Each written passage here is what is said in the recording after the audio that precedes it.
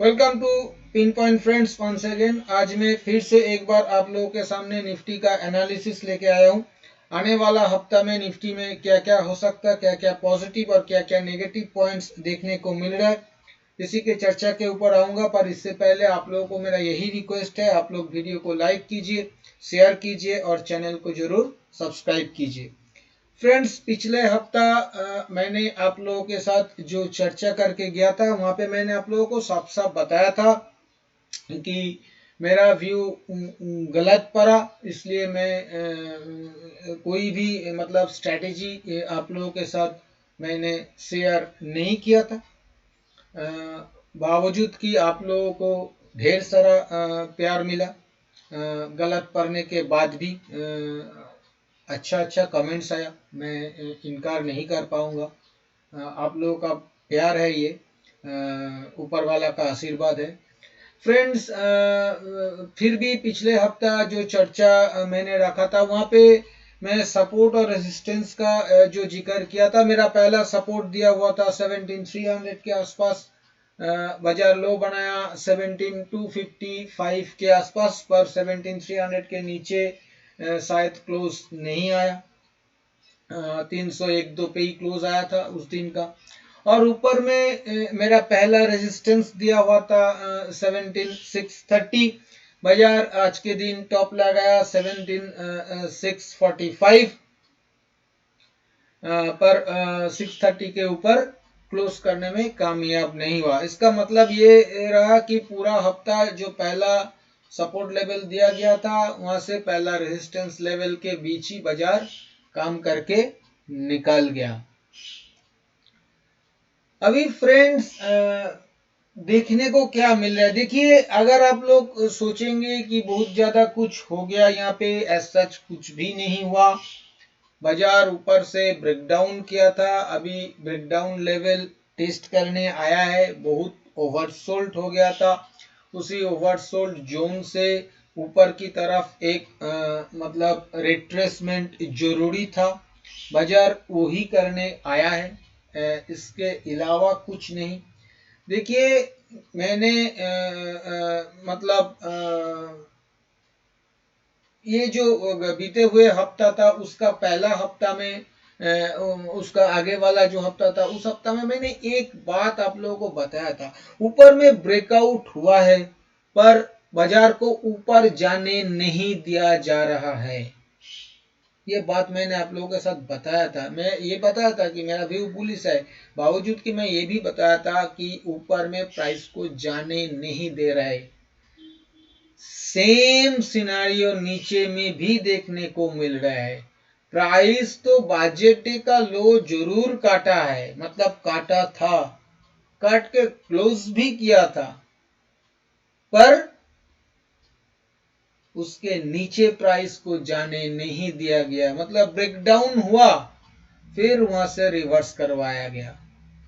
आप मानिए, अगर ये बड़ा ब्रेकडाउन होता तो यहां से तो प्राइस कम से कम 500,000 पॉइंट लुढ़क जाना चाहिए था।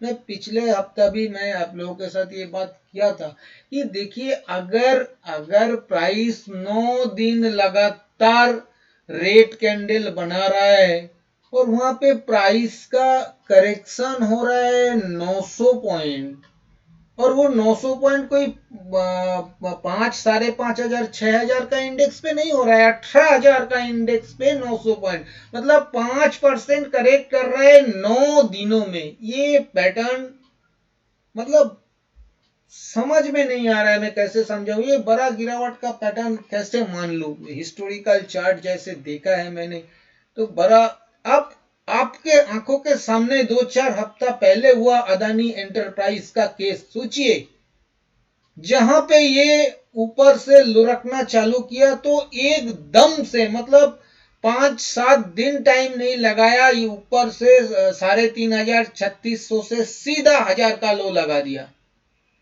बड़ा गिरावट इस तरह से होता है, कहीं पे कोई बायर नहीं मिलता है, बायर आएगा ही नहीं, बिकवाली हो जाएगा। शेयर बाजार में एक कहावत है फ्रेंड्स, लाल किला 5 रुपया में बिकता है, पर उस वक्त आपके जेब में 5 रुपया होता नहीं है उसे खरीदने के लिए। ये एक मतलब ये कहावत है। सच तो लाल किला बिकेगा भी नहीं और वो बिकने वाला चीज है भी नहीं, वो तो गवर्नमेंट का प्रॉपर्टी है, अलग बात है। मतलब ये कहावत है, इसी का जिक्र मैं कर रहा हूँ। तो उस तरह का सेलअप अगर आए तो 9 दिन में 900 पॉइंट नहीं फ्रेंड्स, 9 दिन में कम से कम 2,500-3,000 पॉइंट उड़ जाएगा। वो ऐसा देखने को मिला नहीं। जो भी है, अभी तो रिट्रेसमेंट करने के लिए आया है। जो देखने को मिल रहा है अजीबोगरीब चीज देखने को मिल रहा है। पिछले हफ्ता जिस ट्रेंड लाइन का जिक्र मैंने किया था कि वो ट्रेंड लाइन आप लोगों को बताया था, ठीक से देखने से देख पाएंगे कि ट्रेंड लाइन सिर्फ टेस्ट नहीं हुआ, काट के नीचे क्लोज भी 10-15 पॉइंट नीचे क्लोज भी करके गया। वो जो लॉन्ग टर्म ट्रेंड लाइन है आज के डेट में, उसी ट्रेंड लाइन को रेजिस्टेंस बनाया गया, उसी ट्रेंड लाइन को रेजिस्टेंस बनाया गया आज के डेट में। इसके साथ साथ ऊपर से ये जो 1 दिसंबर 2022 को जो टॉप बनाया, वहां से जो डाउन ट्रेंड लाइन नीचे आ रहा है, उसी ट्रेंड लाइन पे भी आज रेजिस्टेंस बनाया गया। उस ट्रेंड लाइन के ऊपर गया था प्राइस, वो ट्रेंड लाइन 600 के आसपास आ रहा है, उसके ऊपर प्राइस 30-40 पॉइंट मूवमेंट किया था, पर क्लोज उसके ऊपर मतलब देने में कामयाब नहीं हुआ। पहला बात। दूसरा बात फ्रेंड्स, अगर पूरा रिट्रेसमेंट देखिएगा, ऊपर में 18,140 के आसपास से नीचे 17,250 के आसपास, वहां उसका 38.2% रिट्रेसमेंट लेवल देखिएगा, तो वो लेवल आ रहा है 17,591 शायद 17,591। मुश्किल से प्राइस उसके ऊपर क्लोज करके गया है 17,594, पर स्क्रीन क्लोजिंग शायद उसके ऊपर नहीं हुआ था, उसके 1-2 पॉइंट नीचे हुआ था। एवरेज क्लोजिंग आके उसके ऊपर आया, मतलब उसी लाइन के ऊपर हुआ, ऐसा ही मानना चाहिए। ये ना बुलिश ना बियरिश है। इसके साथ साथ फ्रेंड्स, अगर आप मूविंग एवरेजेस सेटअप देखिएगा तो ये नीचे 200 सिंपल मूविंग एवरेज को बचाया है, उसके नीचे 2 दिन क्लोज किया था पर बाउंस आ गया, ये आना स्वाभाविक है। 200 सिंपल मूविंग एवरेज राइजिंग है, राइजिंग 200 सिंपल मूविंग एवरेज को एक बार में इतना आसानी से काटा नहीं जाता। अगर कोई बहुत कुछ खराब न्यूज नहीं आ जाता, जिसे बाजार को अंदाजा नहीं होता है, इस तरह का कोई खराब न्यूज अगर नहीं आता है, ट्रिगर नहीं होता है, तो सीधा सीधा मतलब नॉर्मल सिचुएशन में हालत कितना भी बुरा हो तो ये 200 ऐसे में अगर वो राइजिंग होता है तो वो कम से कम एक दफा तो रिस्पेक्ट होता है। तो यहाँ पे भी वो हुआ है। अभी ऊपर में देखिए 20 और 50 ऐसे में ऊपर में खड़ा है, 20 खड़ा है 17,700 के आसपास और 50 खड़ा है 17,850 के आसपास। प्राइस उसके नीचे है। जहां तक आज का रेजिस्टेंस का पॉइंट है, अगर आप, मैं तो सिंपल मूविंग एवरेज का जिक्र कर रहा हूं, अगर आप एक्सपोनेंशियल मूविंग एवरेज पे जाइएगा तो वहां पे देखिएगा कि 20 एक्सपोनेंशियल मूविंग एवरेज 645 पे है और बिल्कुल वहां से ही आज रेजिस्टेंस लिया गया है। तो एज सच बहुत ज्यादा कुछ मेरे को अभी भी पॉजिटिव नहीं लग रहा है। हाँ, एक बात जरूर है, मैं आप लोगों को बताऊंगा, आप लोग खुद कुछ रिसर्च करिए। मैं आप लोगों को पॉइंट्स बता रहा हूं। आप लोग अगर जाके 15,200 का पैटर्न देखिएगा जो जून 2022 में लो बनाया था, आप जाके अगर 16,750 का पैटर्न देखिएगा जो सितंबर 2022 में बनाया था। जिस तरह का लो जिस पैटर्न से बनाया गया है, इस बार भी सेम पैटर्न बनाने का कोशिश प्राइस कर रहा है अभी तक, आज तक। कल क्या होगा मेरे को पता नहीं, अगर उल्टा कुछ हो जाएगा तो मेरे को भी उल्टा कुछ कहना पड़ेगा, पर अभी वो उसी एक पैटर्न को एक बार फिर से रिपीट करने का कोशिश कर रहा है। एक बॉटम पहले बनाया गया है, फिर एक ग्रीन मारूबोजू, फिर उसका लो काटा गया है, फिर उसके बाद अगला दिन एकदम प्रीवियस डे का हाई के ऊपर से गैप अप। तो ये पिछले 2 दफा भी इस तरह का ही लगभग पैटर्न 80 to 90% सिमिलर पैटर्न देखने को मिलेगा आप लोगों को, तो वो आप लोग एक बार देख सकते हो। और इसके साथ साथ एक और पॉइंट्स जो मेरे को बताना चाहिए कि ये जो लास्ट 6 दिन का जो फॉल है उसको एक दिन में खाया गया। 23 फरवरी से जो गिरावट हो रहा है, देखिए 23 फरवरी का हाई को काट दिया गया है आज। मतलब बियर्स का 6 दिन लगा जिस काम करने के लिए, बुल्स ने एक ही दिन में उसे नकार दिया। ये है अभी भी देखने को मिल रहा है, पर इससे बहुत ज्यादा ऑप्टिमिस्टिक होने का जरूरत नहीं है। ये बाजार पैसा खाने वाला बाजार है, शेयर्स में मूवमेंट नहीं है। मैं ऐसा क्यों कह रहा हूं? चुनिंदा कुछ शेयर्स को छोड़ के मैं कल परसों आज 3 दिन में ट्रैक कर रहा हूं, शेयर्स में एज सच कुछ भी मूवमेंट नहीं है। 1-आधा% 1.5% का इधर उधर हो रहा है। और जहां तक इंडेक्स का सवाल है, इंडेक्स में भी कुछ नहीं है। आपको लगेगा एक दिन में 300 पॉइंट बढ़ गया, कल फिर आके 150 पॉइंट गिरा देगा, क्योंकि इसका धंधा एक ही है, ऊपर में लोगों को दिखाओ ब्रेकआउट कर रहा हूं, लोग खरीदेगा, रिवर्स, नीचे लोगों को दिखाओ कि ब्रेकडाउन कर रहा हूं, लोग शॉर्ट पे बैठेगा, रिवर्स। ये धंधा चल रहा है। अरे आज से नहीं चल रहा है, काफी दिनों से चल रहा है। गौर से देखिए, बीच बीच में एक रैली आ जाता है 1-1.5-2 हजार पॉइंट का, मतलब लोगों को ठीक रखने के लिए। पर ये जो पीरियड चल रहा है, ये एब्सोल्युटली टाइम करेक्शन चल रहा है बाजार में, और ये आगे भी चलता रहेगा। आप डेटा जाके देखिए, पिछले 3-4 महीना में 40 lakhs, more than 40 lakhs trader inactive हो गया है बाजार में। ये क्यों हो रहा है, सोचना पड़ेगा। तो मेरे ख्याल से ये जो 2021 अक्टूबर से जो टाइम करेक्शन बाजार में चल रहा है, ये जो टॉप लगा था उस वक्त ही मैंने बताया था ये फेक ब्रेकआउट होने का चांसेस 99% है। उस वक्त मैं चिल्ला के कहा था, याद करिए एक बार मेरे बात को, मैं 18,600 पे ही बियरिश हो गया था, चिल्ला के कहा था कि फेक ब्रेकआउट होने का चांसेस बहुत ज्यादा है। वो टॉप उसी टाइम करेक्शन का ही एक पार्ट है। 2018 का पैटर्न जाके देखिए, इस तरह का चीजें हुआ था, टॉप काटा गया था। पर ये हम लोग बुल मार्केट में भी नहीं है, बेयर मार्केट में भी नहीं है। ये जो टाइम करेक्शन हो सकता है 18 महीना करीब चल रहा है, ये आगे भी 6 महीना चल सकता है। और अगर कोई बड़ा करेक्शन आना होगा प्राइस वाइज, याद करिए क्यों मैं ऐसा कह रहा हूं, क्योंकि पिछले 7 ईयरली कैंडल अगर आप लोग देखिएगा जाके, तो वहां पे higher top, higher bottom, higher closing देखने को मिलेगा। 2020 में शायद एक लोअर लो भी है हायर हाई के साथ, पर आप लोगों को दिखेगा लगभग 7 ग्रीन कैंडल बन के खड़ा है। ये 8वां ईयर चल रहा है, तो सीधा आंख से ये दिखाई नहीं देगा कि कितना बड़ा मतलब बुलरन चल रहा है इंडिया में, सीधा आंख से दिखाई नहीं देगा।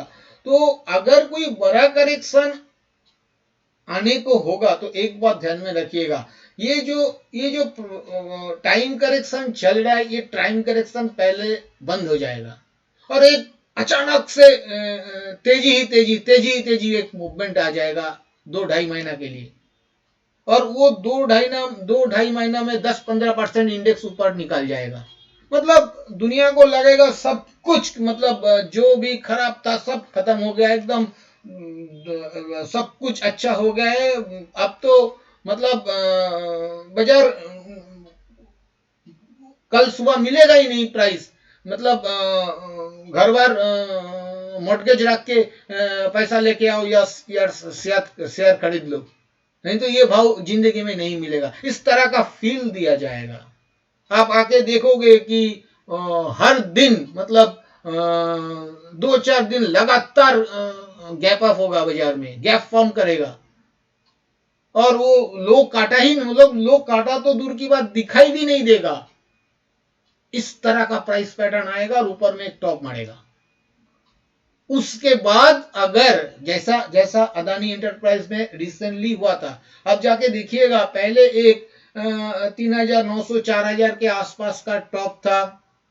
उसके बाद price correction as well as time correction चल रहा था, नीचे 3200 आया था।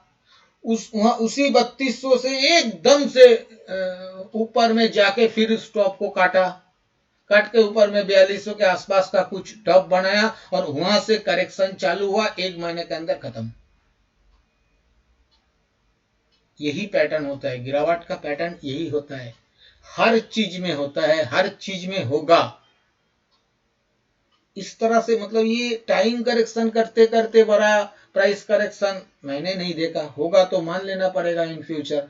पर मेरे को ऐसा लग रहा है कि पहले उस तरह का कुछ पैटर्न बनाएगा, उसके बाद ही बड़ा गिरावट आएगा, अगर बड़ा गिरावट आना है तो। नहीं तो ऐसा चलेगा, फिर टाइम करेक्शन खत्म हो जाएगा, हायर टॉप हायर बॉटम करते करते आहिस्ता आहिस्ता बाजार ऊपर की तरफ जाएगा। दोनों प्रोबेबिलिटी है। पर ये जो तीसरा प्रोबेबिलिटी का जिक्र बहुत सारा लोग कर रहे हैं कि टाइम करेक्शन के साथ साथ ही बहुत बड़ा प्राइस करेक्शन आ जाएगा, 12,000 15,000। देखिए फ्रेंड्स, आने का तो नीचे बहुत जगह है, वो एनालिसिस में आप लोगों के साथ शेयर नहीं कर पाऊंगा सोशल मीडिया प्लेटफॉर्म में। एडवांस लेवल एनालिसिस है, उसका जिक्र मैं नहीं कर रहा हूं। होने का बहुत कुछ हो सकता है, पर उसका पैटर्न बनना जरूरी है, और वो इस तरह से शायद नहीं होगा, ये टाइम करेक्शन के साथ प्राइस करेक्शन नहीं आएगा। मेरा कहने का मतलब इतना ही है। फ्रेंड्स, एक बार इंडिकेटर भी देख लेते हैं। इंडिकेटर फ्रेंड्स अगर देखा जाए तो एज सच कोई बदलाव नहीं। एमएसीडी में अभी भी डेथ क्रॉसओवर बना हुआ है, एमएसीडी लाइन थोड़ा सा मूव कर गया ऊपर की तरफ, इतना ही। और जहां तक आरएसआई का सवाल है, 40 के ऊपर फिर से आप पहुंचा है, इससे ज्यादा कुछ नहीं। फ्रेंड्स, इसके साथ साथ मैं एक बार वीकली चार्ट भी देख लेते हैं।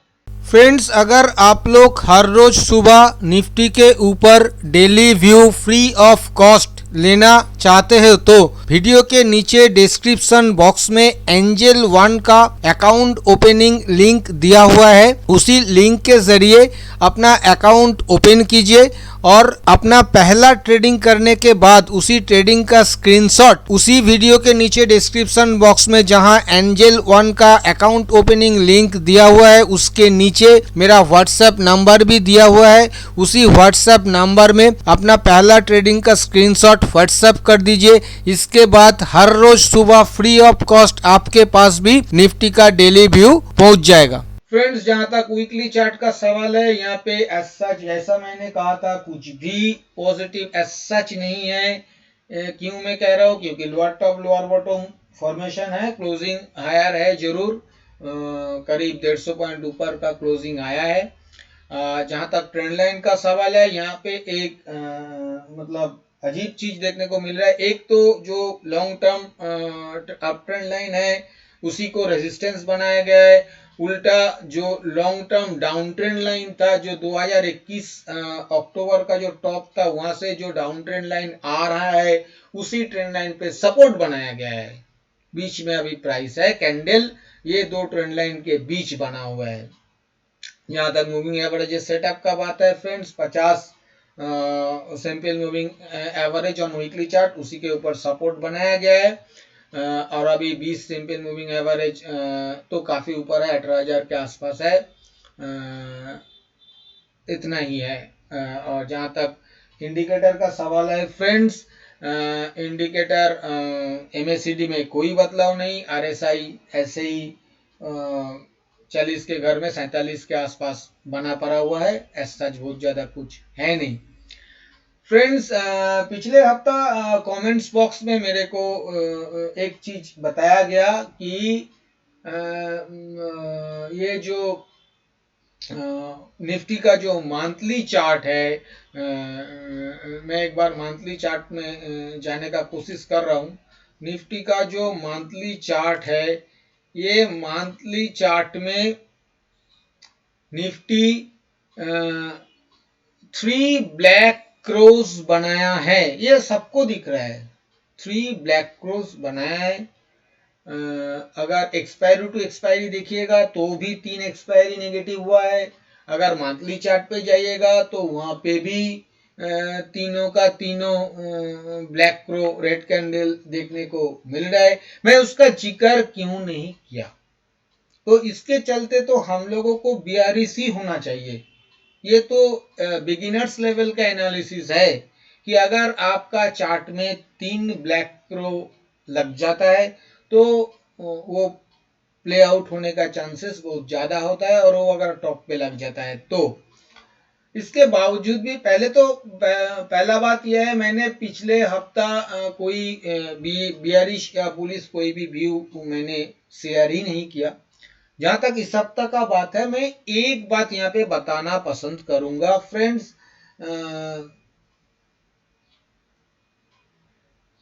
ये जो 3 ब्लैक क्रो मंथली चार्ट के ऊपर बना है, मैंने इसका जिक्र पहले भी किया है डेली चार्ट में जब बनता है। ये तीनों का तीनों ब्लैक क्रो बनने के बाद ही प्राइस नहीं गिर जाता है, पहले रिट्रेस करता है।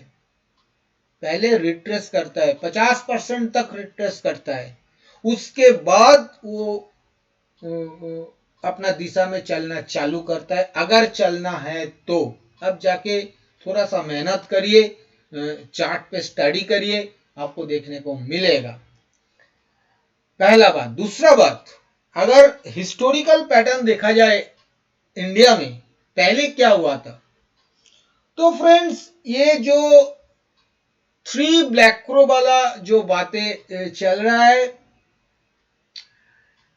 मैंने जितना स्टडी किया है, हमारा जो 30 साल का इंडेक्स का चार्ट है, 30-31 साल का, तो वहां पे ऐसा 13 टाइम देखा गया है, 12 से लेके 13 टाइम देखा गया है ऐसा, जहां पे पिछले 20 साल में 10 दफा ऐसा हुआ था। और 10 दफा 3 ब्लैक क्रो बनने के बाद रिजल्ट क्या हुआ? रिजल्ट ये हुआ, अगला चौथा महीना बहुत बड़ा ग्रीन कैंडल बना है। और कुछ कुछ केसेस में ऐसा है जहां पे प्रीवियस कैंडल का हाई भी काट गया, उसके मतलब प्रीवियस 2 कैंडल का हाई काट गया। इस तरह का ग्रीन कैंडल बना है चौथा महीना में। ये प्रीवियस 20 साल का डेटा बता रहा है। 3 ऐसा कहानी है जहां पे एक 96 में, एक 98 में और एक शायद 2001 में ऐसा देखने को मिलेगा आप लोगों को, जहां पे एक दफा 5 रेड कैंडल बना है और 2 दफा 4 रेड कैंडल बना है। मतलब 3 के बाद भी 1 रेड कैंडल और 3 के बाद भी 2 रेड कैंडल बना है। और वहां पे टॉप से लेके बॉटम तक करीब 30% का करेक्शन देखने को मिला। 30%, 25 से लेके 30% का करेक्शन देखने को मिला। मैंने उसी 3 पैटर्न को भी स्टडी किया, और स्टडी करने के बाद मेरे को जो देखने को मिला कि ये जो 30% का करेक्शन ये चौथे या 5वें महीना में नहीं हुआ, पहला महीना से ही हुआ। मतलब पहला महीना में 6-8% का करेक्शन हुआ, दूसरा महीना में भी करीब 5-7% का, तीसरा थोड़ा सा कम, चौथा, पांचवा, ऐसे करके 25 से 30% का करेक्शन हुआ। पर अभी सवाल यह है, हमारा बाजार में क्या चौथा या 5वां रेड कैंडल बन सकता है? अगर बनेगा तो क्या 30% का करेक्शन हो सकता है? फ्रेंड्स, 30% का करेक्शन 19,000 से लेके 30% का करेक्शन का मतलब होता है नीचे 13,200 दिखा देना। पहला बात। तो क्या ये अगला 2 महीना में 4,000-4,500 पॉइंट गिर जाएगा? बाजार है, कुछ भी हो सकता है, टिप्पणी करना सही नहीं होगा। जिस बाजार 9 दिन में 900 पॉइंट गिरा के नीचे रख नहीं पा रहा है, बजट डे का लो काट के दो क्लोज करने के बाद भी नीचे सस्टेन नहीं कर पा रहा है, एक ही दिन में 6 दिन का प्राइस एक्शन खा रहा है ऊपर की तरफ, अभी इतना बड़ा उम्मीद नहीं करना चाहिए। जिस दिन, एक बात याद रखिएगा, जिस दिन 16,550 16,550 के नीचे दो क्लोज आ जाएगा, 2 consecutive क्लोजेस बिलो 16,550, उस दिन जरूर सोचेंगे कि आने वाला 2 हफ्ता 1 महीना के अंदर बड़ा करेक्शन देखने को मिल सकता है, उससे पहले नहीं। तो ये मैंने ये पॉइंट आप लोगों के सामने रख दिया, क्योंकि मेरे को लगा था इसका जिक्र करना चाहिए, इसलिए मैंने इसका जिक्र किया है। फ्रेंड्स, अभी मैं एक बार ऑप्शन चेन के ऊपर आ रहा हूं। फ्रेंड्स, ये मैंने आने वाला हफ्ता जो 9 मार्च वाला सीरीज है उसी का ऑप्शन चेन ओपन किया है। निफ्टी का क्लोज आया है 17,600 के आसपास। यहाँ पे सीधा सीधा आप देख सकते हो 17,600 पुट में करीब 1,05,000 वाई एडिशन, 17,500 पुट में करीब 1.5 लाख वाई एडिशन। वहां पे 17,600 कॉल में सिर्फ 37,000 वाई एडिशन, 17,700 कॉल में 46,000 और 17,800 कॉल में 43,000 का वाई एडिशन। उल्टा 17,200 से लेके 17,550 तक हर एक कॉल में वाई का अनवाइंडिंग देखने को मिल रहा है। मतलब बुल्स भारी पड़ा है, बियर्स डर गया है, ऐसा लग रहा है। तो ऑप्शन चेन फ्रेंड्स आज के हिसाब से तो बुलिश ही नजर आ रहा है। फ्रेंड्स, अभी मैं आऊंगा कंक्लूजन के ऊपर। कंक्लूजन के ऊपर आने से पहले मैं आने वाला हफ्ता के लिए सपोर्ट और रेजिस्टेंस का जिक्र करूंगा। आने वाला हफ्ता के लिए नीचे जो पहला सपोर्ट देखने को मिलेगा वो 17,425 17,425। दूसरा सपोर्ट देखने को मिलेगा 17,250 17,250 और तीसरा सपोर्ट देखने को मिलेगा 17,100 17,100। ऊपर में जो पहला रेजिस्टेंस देखने को मिलेगा वो 17,780 17,780। दूसरा रेजिस्टेंस देखने को मिलेगा 17,960 17,960 और तीसरा रेजिस्टेंस देखने को मिलेगा 18,150 18,150। जहां तक स्ट्रेटेजी का सवाल है, मेरे ख्याल से किसी भी सपोर्ट लेवल के नजदीक 50 to 60 पॉइंट्स के स्टॉप लॉस के साथ 100 to 120 पॉइंट्स के टारगेट के लिए बाय ऑन डिप्स किया जा सकता है।